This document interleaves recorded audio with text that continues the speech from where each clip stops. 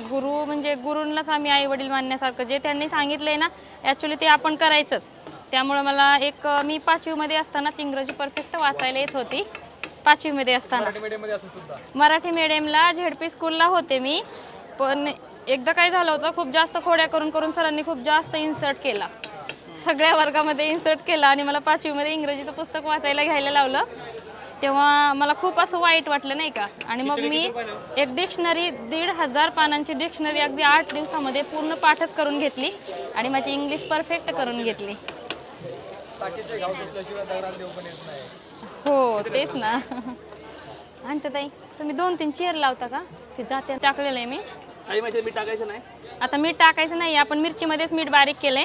मिरचीमध्ये जर चवीनुसार मीठ घेतलं तर ॲक्च्युली खिचडी तिखट पण होत नाही जास्त आणि आपल्याला म्हणजे त्याचा अंदाज पण समजतो नाही का. आता ही उपवासाची खिचडी रेडी आहे आपली.